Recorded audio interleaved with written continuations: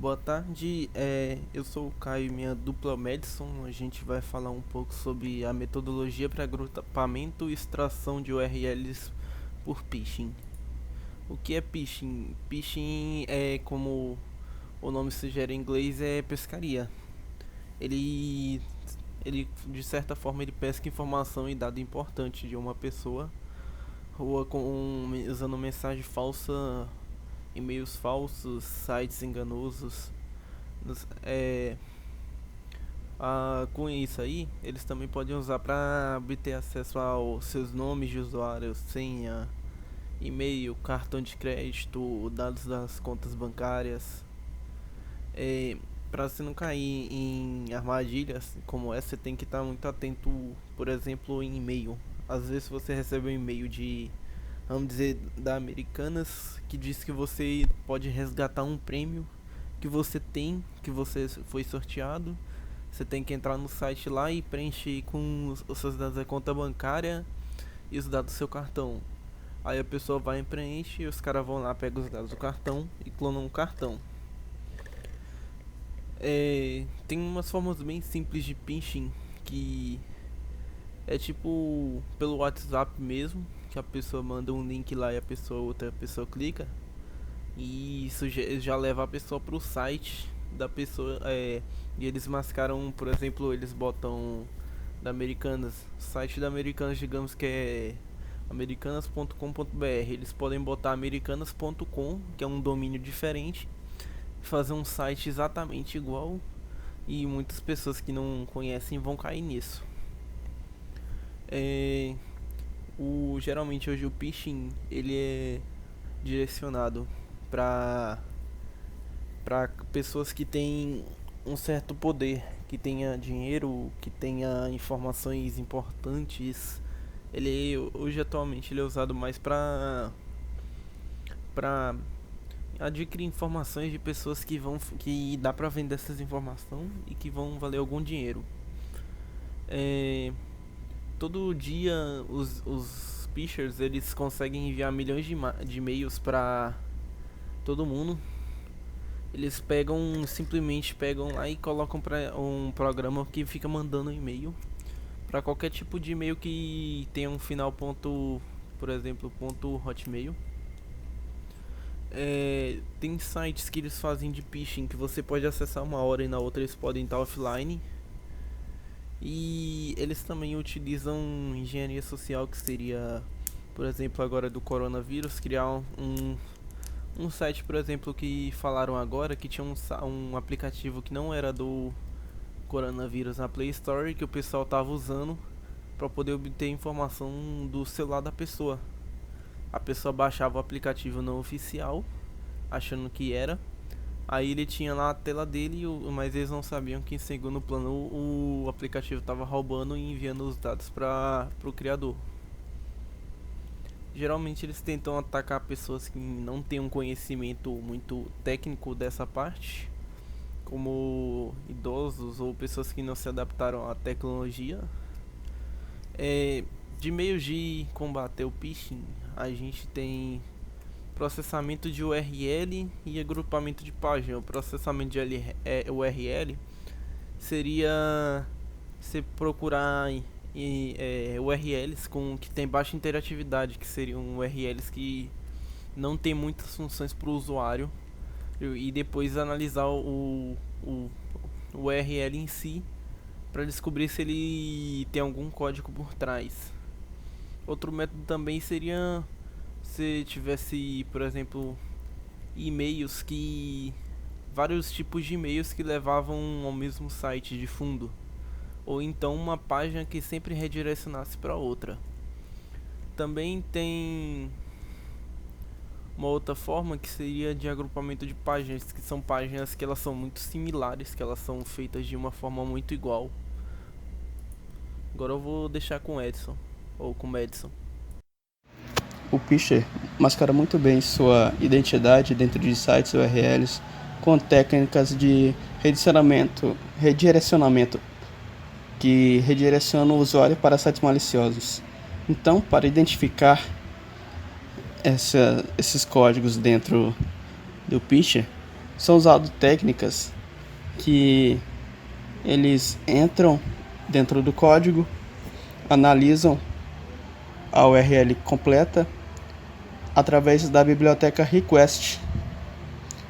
Ele então consegue resolver os problemas de redirecionamento, onde o código vai até uma certa parte e antes de chegar no redirecionamento total para o site malicioso, ele retorna para o início e vai redirecionar para o mesmo site que você está acessando. E outro modo de identificar os pinchers é usando o navegador web, que ele é específico para isso, que é o PhantomJS. Ele é feito para analisar aplicações em web. Então ele identifica os endereços de IP que estão sendo relacionados um ao outro e o que tem intermediando esses dois endereços na hora de acessar a página. Se não tem nenhum redirecionamento estranho, malicioso entre o redirecionamento das páginas que vão ser acessadas. E quando a análise dessas URLs é feita em grande escala, é usado uma infraestrutura distribuída que utiliza servidores para analisá-las, onde tem um servidor central que manda comando para outros servidores menores.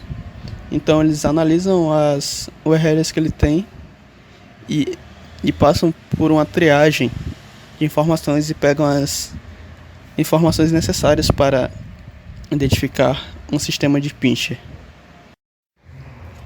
E para tornar o conteúdo acessível, o pincher associa uma ou mais URLs em uma página ou um conjunto de páginas similares. Assim, cada URL pode ser correlacionada a outra, fazendo assim que elas tenham mais proximidade uma da outra quando você vai acessar um conteúdo e tal.